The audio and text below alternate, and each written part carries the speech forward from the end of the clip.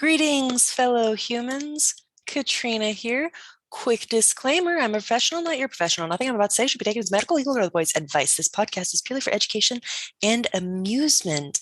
That is it. Disclaimer over. So today I thought I'd talk about what I don't know about awareness. And there's 3 awareness exercises that I'll share, and then some century-old news. So without any further introduction, here we go. This worksheet, by the way, is straight out of the DBT Skills Training Handouts and Worksheets by Marsha Linehan. You know I love her work. And so this is Guidelines for Accepting Reality Awareness Exercises. The first one is awareness of positions of the body. It says this can be practiced at any time and place. And the way that you do it is begin to focus your attention on your breath. Breathe quietly and more deeply than usual. Be mindful of the position of your body, whether you are walking, standing, lying, or sitting down. Know where you walk, stand, lie, or sit. Be aware of the purpose of your position. For example, you might be conscious that you're standing on the basketball court or stretching your legs or just to stand. If there is no purpose, be aware that there is no purpose. Second is awareness of the connection to the universe. So this might sound a little woo-woo, but stay with me, okay? This can be practiced at any time, any place. You focus your attention on where your body touches an object. So that's the floor or ground, can be air molecules, a chair or armrest, your bed sheets and covers, your clothes, anything. Try to see all the ways you are connected and accepted by that object.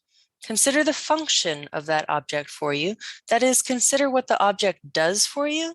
Consider its kindness in doing that. Experience the sensation of touching the object and focus your entire attention on that kindness until a sense of being connected or loved or cared for arises in your heart. This is where they say, listen to your feelings.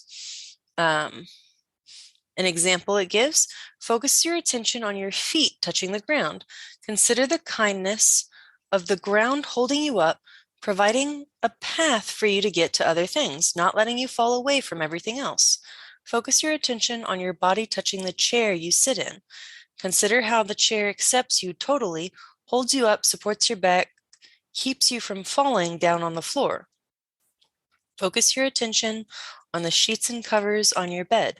Consider the touch of the sheets and covers holding you, surrounding you with secure warmth and comfort. Consider the walls in the room. They keep out the wind and the cold and the rain. Think of how the walls are connected to you via the floor and the air in the room. Experience your connection to the walls that provide you with a secure place to do things. Consider your connection to other people through the air that we share to breathe, and the walls that hold us all, the floors that hold us up unconditionally, and the furniture that supports us without questioning our worth or value. The third exercise that it gives is awareness while doing a slow motion activity. So this can be any activity. And what it says is prepare a cup of coffee, tea, glass of Kool-Aid, or a warm snack with total awareness of each minute movement.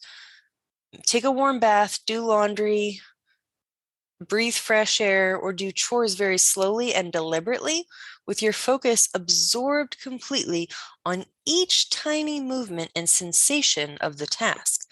Do each movement slowly, even a third the speed at which you would normally move. Notice each sensation, touch, smell, sight, hearing, taste, and body position or movement with a fascinated absorption. If your mind strays, that is normal. It doesn't say that, but that is normal. If your mind strays, gently bring your focus to the breath and softly describe in your mind the movement of that moment. I'm squeezing the hot water faucet, or whatever it is, until your natural fascination with the senses takes over. Be aware that you're refreshing yourself with mindfulness as you do this task and move forward in each moment with renewed energy and calm. Now, I'm not guaranteeing that that'll work for everybody. I'm not even saying you should try it, but it might be interesting to look a little bit more into. If you're interested, like I said, that was straight out of the DBT Skills Training Handouts, no affiliation whatsoever. I just really love that book. And now it's time for the news. Not today's news. No, no, no, that's depressing. But news from a century ago. Some of it's depressing, but more than that, it's interesting, I think. So the news comes from Topeka State Journal, January 21st, 1922. The very biggest headline reads, London Cardinal says death of Pope Benedict officially confirmed. And then there's like a big picture of him that says latest portrait of Pope Benedict the 15th, copyrighted by Keystone. And towards the bottom of the first page, there's another cool headline, and it reads, oh, not that that headline was cool. There's another interesting headline. Yes, towards the bottom of the first page reads the headline, Radio telephones may be installed in Chicago taxis. And it goes on to talk about the vice president of the National Association of Taxi Cab Owners. But then it also says, it will be possible for anyone wishing a taxi to summon one by means of the wireless telephone under the plans, and owners believe that a large saving in time will result. Well, they probably couldn't imagine how far technologically advanced we have become over the last 100 years. Or maybe they did imagine it. Yeah, they called it sci-fi. So just above the weather is this headline that says, it's very sad. It says, Mrs. Barnes found guilty, second-degree murder verdict found for wife of poison victim. A sad story, but amusingly, I found a typo. When talking about the verdict, it says this morning, with the R before the O. My eyes almost didn't catch it, but my own attention to detail won. So on page 2, I was really surprised to see a mention of something in Oklahoma, but I guess it's not that far. It said the Oklahoma City Country Club, and apparently it burned down and they lost $150,000.